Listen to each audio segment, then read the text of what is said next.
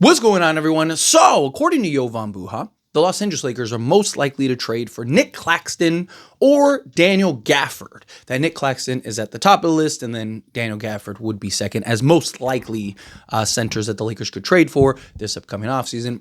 Obviously, you never know. Something else could come out of the woodworks. Maybe a Mark Williams again. Maybe they're finally able to get the Walker Kessler. There's kind of rumors about them potentially looking to go and acquire Jalen Duren. And then once we actually get to the offseason, I'm sure there's going to be all kinds of possibilities. Now, one of the things that I've talked about very heavily is that chances are, if the Lakers are going to get a true starting level center, it's going to have to be via trade. There's just not, outside of Miles Turner, but he's probably going to be far out of our price range. Yeah, maybe you could work out a sign and trade, but then it hard caps you, so that could really limit you. So chances are, if the Lakers are to acquire a center that they can start alongside Luka, LeBron, Reeves, whoever's on the roster, right? Then it's going to have to be via trade. Now, I myself have even said, I'm obviously not an insider like Jovan Buha, but I've even said, Nic Claxton is probably the most likely. And it's not, I don't think that you need to be an insider to figure that out, right? We know the Brooklyn Nets, they value expiring contracts, right? It's how the Lakers were able to get Dorian Finney-Smith over the Memphis Grizzlies when Memphis was offering a first, right? It's because the Brooklyn Nets valued the expiring contract more. Well, Lakers have more than enough expiring contracts to get Nic Claxton and other pieces, right? I talked about the Brooklyn Nets being probably the best destination for the Lakers, or one of them. There's definitely a couple, and we'll go over some over the offseason. But I do think the Brooklyn Nets make the most sense as a team that you want to work with. You got Rob Pelinka and Sean Marks have a great relationship. They've made trades in the past, not just the Dorian Finney-Smith trade. I mean, even the Brook Lopez trade and stuff, and usually trade with teams that you're comfortable with and have built that rapport with. Lakers have that. On top of that, they have guys like Cam Johnson, obviously Nic Claxton, even guys like Day'Ron Sharpe or Zaire Williams, right? Guys that, yes, they would be restricted free agents, but maybe the Lakers could work something out to add them, right? There's options there, right? So the Brooklyn Nets, I do think, make a ton of sense. Nic Claxton is the prototype that the Lakers want and need as far as the center position go. He's not the big physical interior presence, right? He's more of a Derek Lively type, right? Nic Claxton's 220, soaking wet, but he is a very good defensive and versatile defensive big. He's a guy that can defend in space. He can defend out on the perimeter. He can block shots, right? He can defend in the pick and roll. All those things are very valuable that you'd look to have. Now, the next would be, again, Daniel Gafford, who that comes from, if you're the Dallas Mavericks, Nico Harris, him and Rob definitely have a good relationship. You just pulled off the trade for Luka Doncic, right? So, there is the rapport that is there. And now that they have Anthony Davis and they have Derek Lively, and hopefully he's back and healthy for a full season, then maybe you could work out something where it's you're getting Daniel Gafford. That's just kind of more of a relationship base. And I do think that part of, Nic Claxton and Daniel Gafford being available or being the highest options for the Lakers is probably because of the relationships, right? Sean Marks and Rob Pelinka have a really good relationship. Nico Harris and Rob Pelinka have a really good relationship. So it makes sense that they'd make trades beyond just those two guys are very obvious. Now, Daniel Gafford, I would rather have personally. He's just bigger, familiar with Luka, right? I just think he's the kind of presence that you want. He hustle guy, run the floor, do a little bit of everything. I just like Daniel Gafford more for his size. If Nic Claxton was, 250 pounds, even 240, I'd probably actually prefer Nic Claxton, right? Just on the fact that Nic Claxton is so good at defending out on the perimeter and in space. He's just more versatile defensively, where Daniel Gafford is just really good at protecting the rim, being strong, being physical, rebounding. He's good at the dirty work stuff, right? You can make an argument Daniel Gafford's better at the dirty work stuff than Nic Claxton, but I just think Nic Claxton has been more versatile defensively. But also part of that is probably because he is 220, so he doesn't have the weight, so he's able to shift a little better and stuff, right? But I don't think you could go wrong with either guy.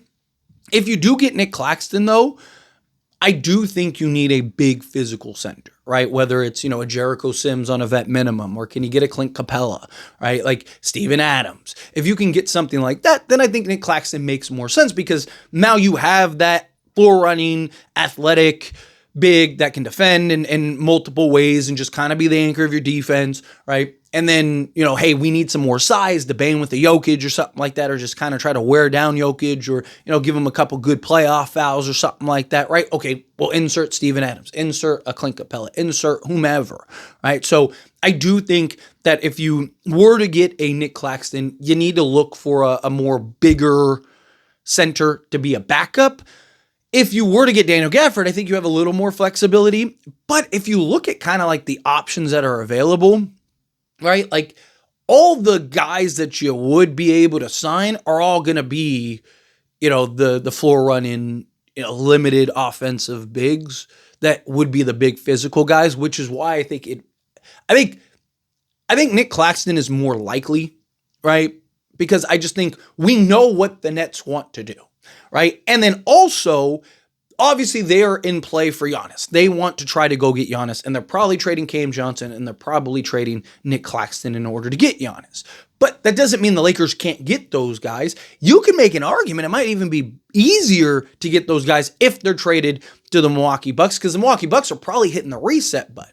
Right now, they can't fully bottom out. Like, they're not a team that's just like, hey, we'll just be the worst team in basketball. Can't really do that, so they have to kind of stay afloat. But that's where, if you're the Lakers, I think you could come in and be like, hey, we'll give you guys that can give you production this year. We'll give you more assets. So you're stacking up more assets, which is what you need for a team that's hitting the reset button. And then on top of that, you also have financial flexibility where Nic Claxton still has 3 years on his deal. Cam Johnson, I believe, has 2 years on his deal, where it's like you're still going to be in salary cap purgatory, right? Do you really want to be stuck in purgatory forever because you have all these contracts, or would you like some flexibility? And Nic Claxton and Cam Johnson is $45 million that we can help clear off for you next season, right? And now you're looking at like a Rui Hachimura and a Gabe Vincent and a Maxi Kleba and whatever else you have to stack up in order to go get those two guys, and then you can bring them in, give up your assets, and boom, now you got your center, now you got your 3-and-D wing. So there's an argument to be made that if you almost want Giannis to go to the Nets, so that way you can kind of come in as like the third or fourth team, kind of pick up the scraps. I've talked about that before, right? Instead of the Lakers focusing on Giannis and focusing on trying to get Giannis, focus on being the third or fourth team and get some of these pieces, right? If he ends up going to a Chicago, there's like 7 guys on that team that could make some sense for the Lakers that maybe you could acquire and get, right? Like, again, the Brooklyn Nets. Can you kind of be the team and be like, hey, we'll give you more stuff for your rebuild and also cap space flexibility, like, right? Like, that's the idea. But shift focus back onto the center positions, right? Obviously, Lakers have to get a center. They have to.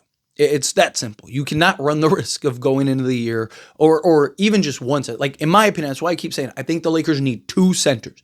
You have to go and trade for a center, a real starting caliber center, and then you need to go and get a legit backup, right? Again, it could be a Jericho Sims who's, 250, 6'10", just jump out the gym, run the floor, big, physical, isn't shy to create contact or be aggressive, right? Like, you need guys like that.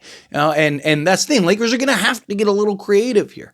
Lakers have a lot of needs that they're going to need to address and have to figure out, but you're only going to be able to do that by kind of being creative, right? So, hey, let's go and get a Daniel Gafford and then sign a Jericho Sims, and then let's go use whatever we have left to go get a 2-way wing or two. And can you free up your full mid-level exception and end up, bringing in, a 3-and-D wing, right? Like, that's where the Lakers are going to be at. Can they get they need multiple pieces. Not as simple as like, oh, hey, yeah, let's just go trade for Nic Claxton and then all is good and now we're a contender. No, I still think the Lakers have several serious needs. Obviously, look, just adding a center alone would make huge strides, right? That would be just adding, a Daniel Gafford would do wonders for this team, right? And then if you add in Luka, kind of reconditions himself in the offseason, kind of gets back to, on the basketball court and just looks more, slimmed and whatnot, better conditioned, well, then that by itself is going to raise the Lakers ceiling, right? So, I do think just inherently another training camp or a full training camp, first training camp, preseason, regular season, right? I do think naturally you'll see progression from the Lakers, but I don't think that, is that enough to now make you a contender? I don't know.